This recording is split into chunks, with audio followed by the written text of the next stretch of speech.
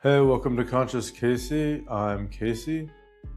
On my channel, we're talking about healing, waking up, increasing our consciousness and awareness to the world around us so we can live our best life.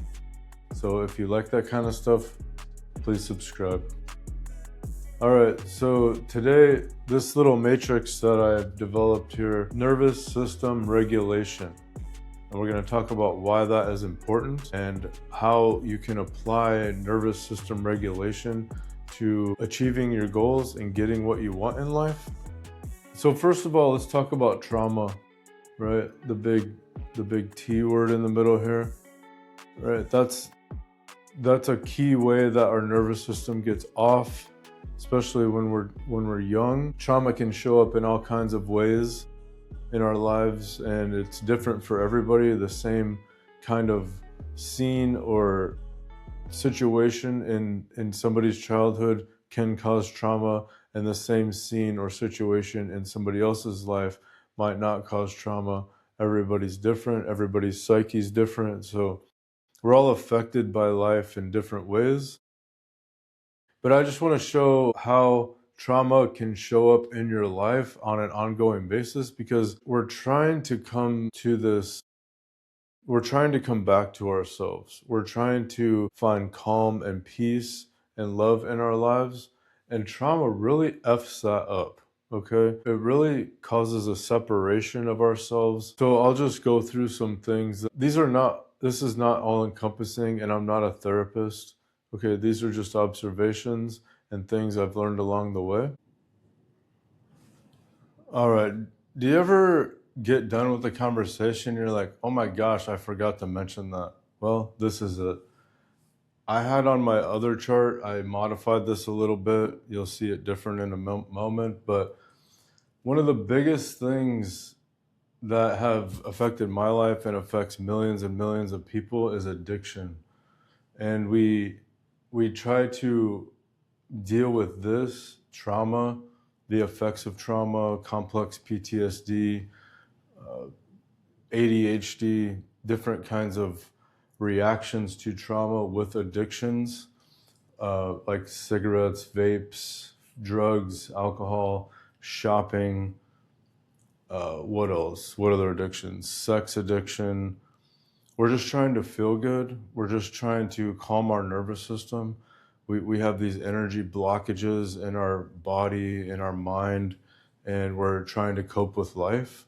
And we didn't really, and people with trauma, they don't develop a lot of foundational skills. And when we start using substances to cope with life at an early age, it blocks off our ability to experience our emotions. And we continually suppress and repress our emotions and escape our emotions, and we never are really dealing with life in itself. We're just escaping life, and that continues to build up and actually reinforces this cycle of trauma and reinforces this cycle of using and coping and never really dealing with anything. So that's why it's super important when you get sober to learn how to work with your emotions, learn how to work with your thoughts and your mind, and that's really why I'm out here on YouTube, to help people through that kind of thing. The other thing that I'll say about trauma is it always replays. It replays in your outer world, because those thoughts, those images, those experiences are stuck in our psyche, in our mind, and in our body. And the scenes of life will continue to replay those traumas. And we'll do it unknowingly, replaying the traumas in our relationships, in our work, in our jobs, in our careers, in ourself, with our self-talk, really being detrimental to ourselves and harmful to ourselves, which creates self-sabotage loops as well. This is really the foundation for a lot of problems in our world and in society. Those loops of re-experiencing the trauma signature over and over and over, That's the stuck thing. We get stuck in this, I just can't get out of these limitations. That's where meditation comes in.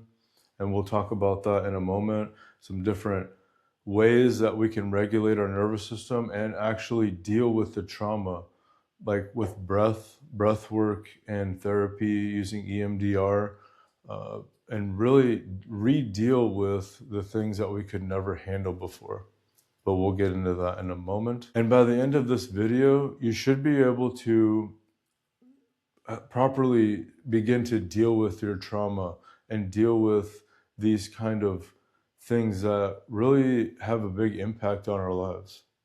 I'm going to go through many different modalities on how to regulate the nervous system and how to deal with trauma and the fallout from PTSD. All right, so like cigarettes, vaping, scrolling, food, sex, porn, attachments, isolation, impulsivity, reactivity, busyness. These, along with other things, can be a trauma response. But let's just talk about attachments. If we have wounding around relationships, and we didn't get the right amount of nurturing as a child through whether that's attention or whether that's love or touch or affection or praising, we develop this need, this insatiable hunger for attachment. That's when we become needy. They call it anxious attachment, where you need somebody else to love you. There's also avoidant attachment, where you're just so wounded and hurt that you push people away. You don't want to feel that again. Isolation, that can happen when you're not used to expressing your feelings and you are in a depressive state. And when we have depression or self-loathing or self-hatred or self-pity, it can be very isolating. You think everybody might be out to get you, or that they don't accept you, or they don't love you, or you're just afraid of doing anything. Impulsivity, where there's no thought. It's just like boom, boom, boom, boom, boom. Everything, you're buying things that you don't want, or you're saying things you don't want to say. There's often like regret after you do something. Reactivity, this is where your triggers live right here.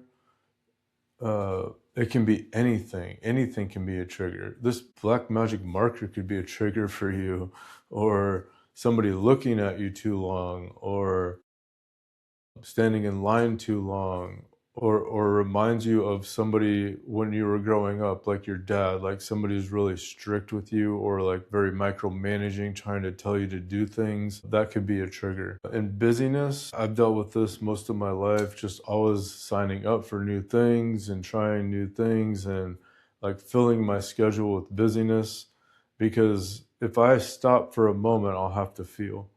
If I stop for a moment, I'll have to like look at myself, or there was just not a lot of rest in my life.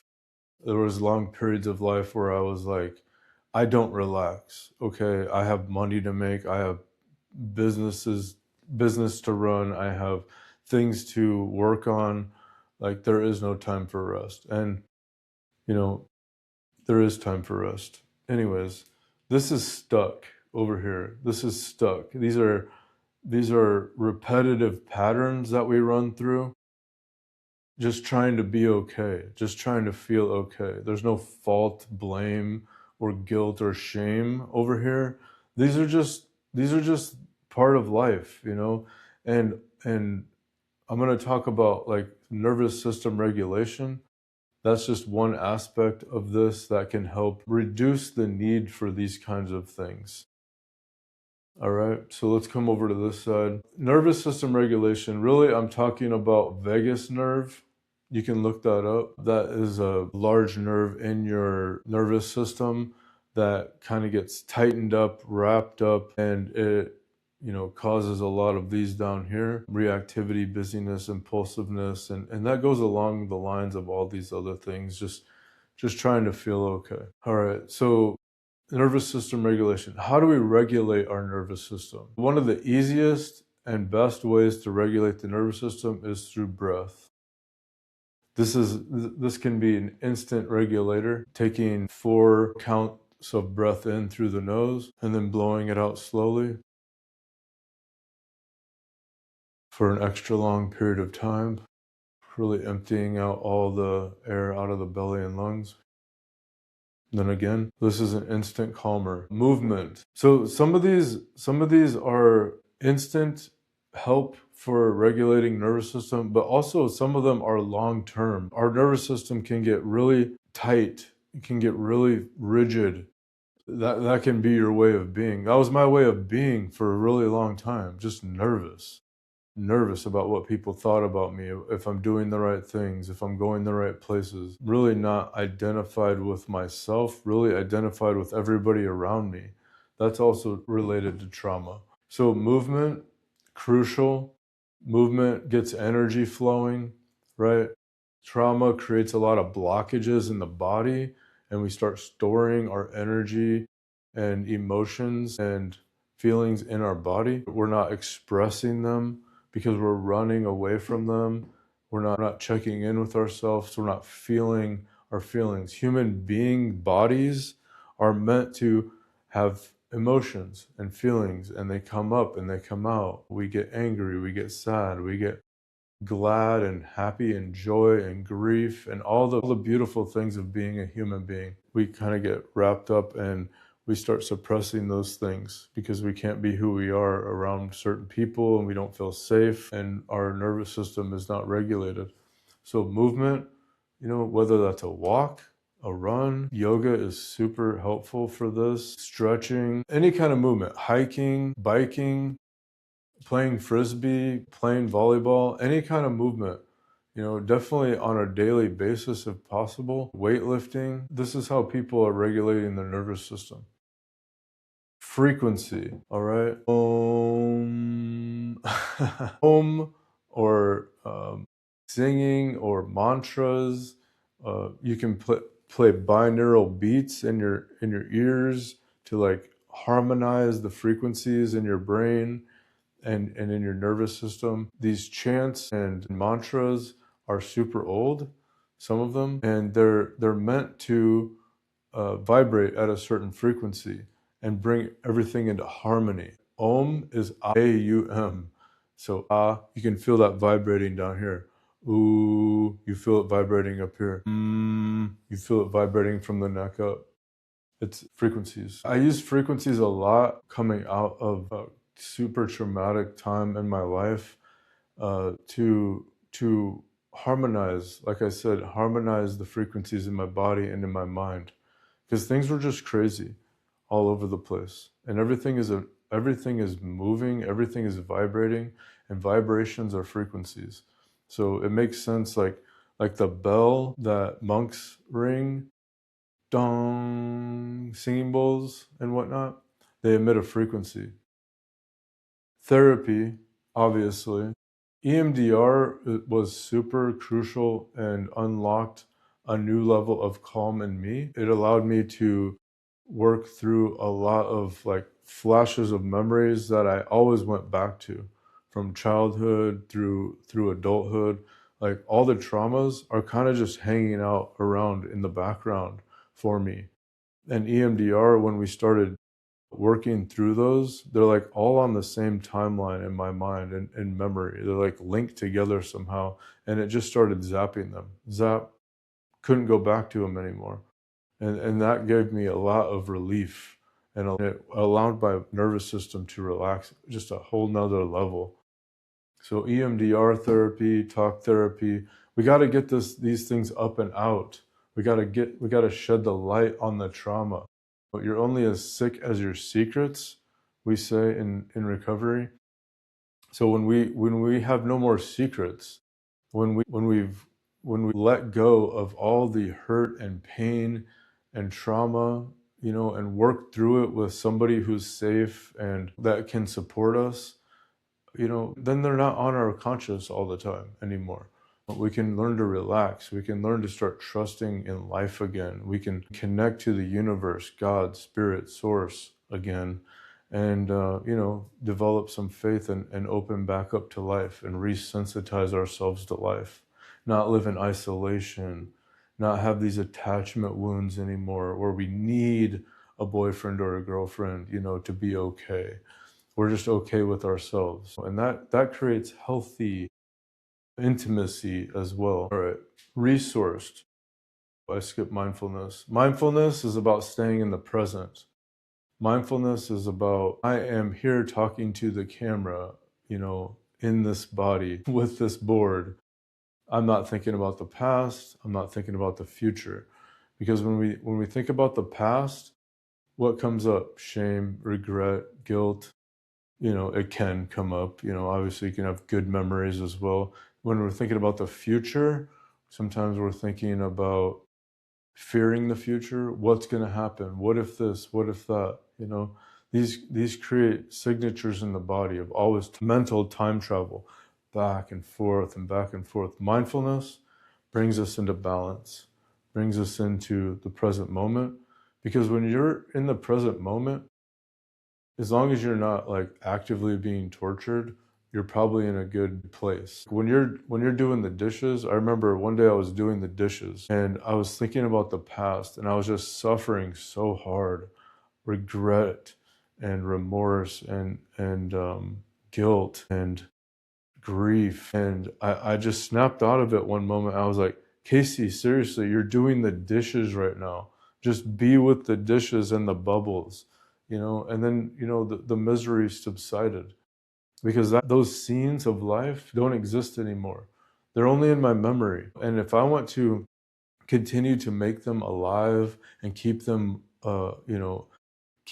fresh in memory, then I'll keep feeding them and I'll keep paying attention to them. But if you learn how to be mindful about life, those scenes kind of start dying and dissipating. All right. Resourced.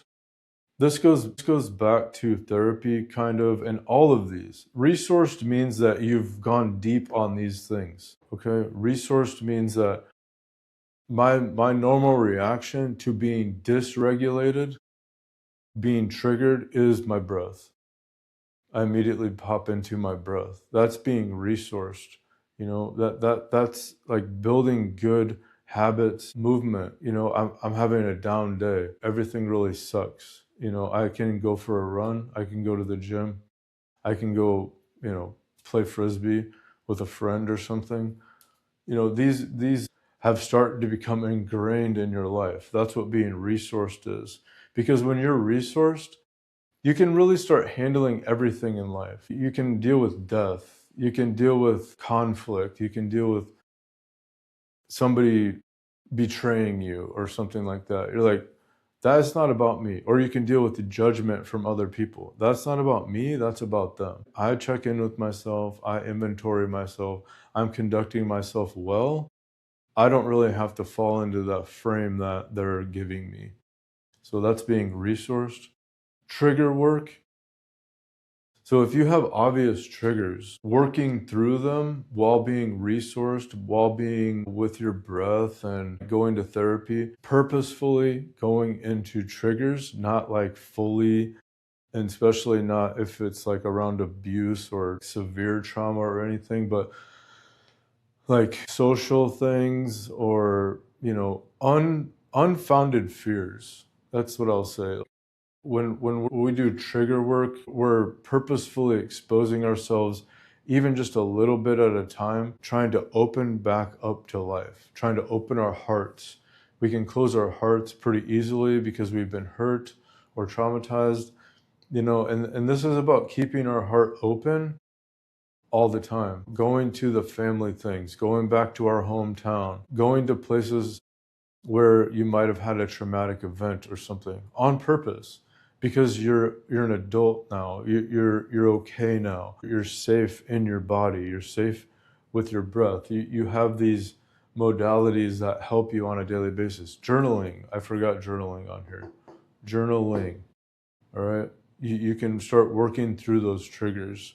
Because the point is really to be triggerless and is to be whole and healthy and complete and be able to just live life and let life flow through you and be okay.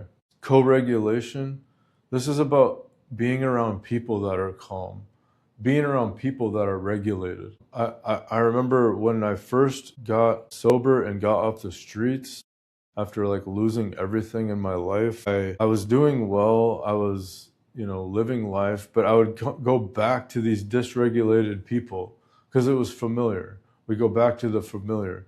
I would go back to the alleys and the streets and talk to people and ride my bike around. And eventually that didn't resonate with me anymore. Eventually I wanted to be around regulated people because it's okay to take care of myself and it's okay to take care of yourself. No matter what, it's okay to take care of yourself and seek regulation in yourself. If somebody is always dysregulating you, always triggering you, there might be something you need to work through, but also you don't have to subject yourself to that on a regular basis anymore.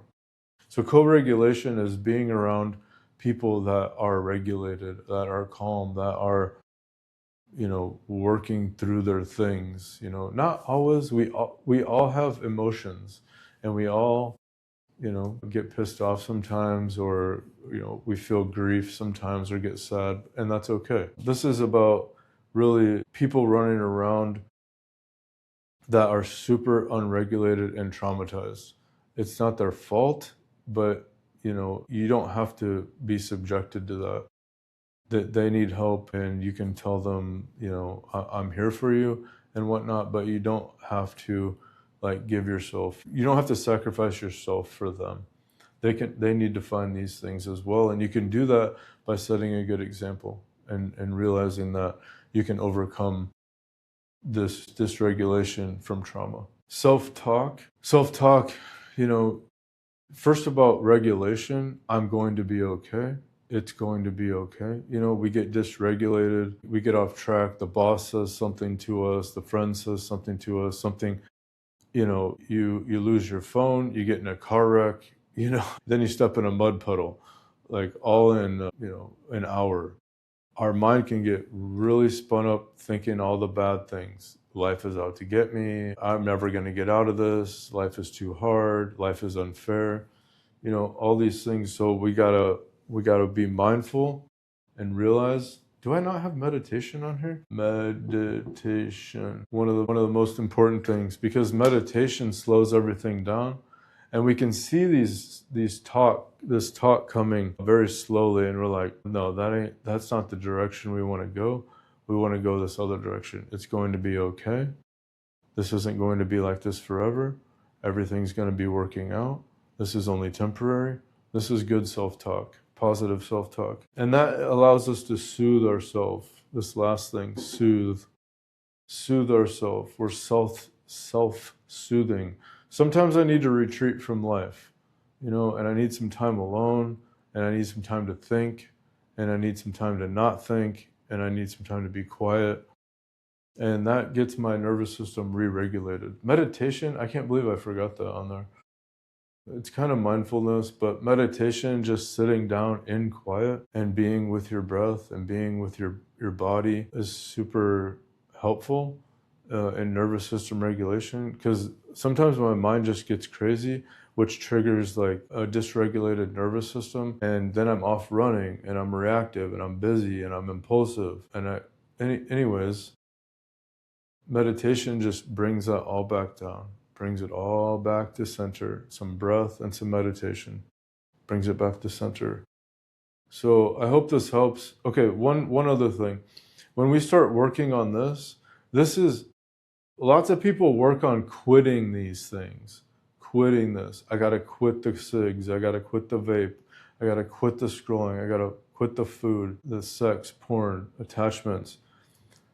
It's less about quitting these and more about grasping onto a new life, a new way of living. And a good way of doing that is like, just sign up for yoga classes. Because then you're committed to something. Just sign up for therapy. What do you have to lose? What do you have to lose? Some impulsivity? some reactivity, some vice. That's what you have to lose. Is it easy? No, but it's so worth it. Because look at, on the other side of this, it's freedom. We go from stuck and unhealthy past the trauma river. You know, we've transcended the trauma river using these tools, and now we have healthy and freedom. You know, and this arc took me years, you know, but if you want this, you got to get over this.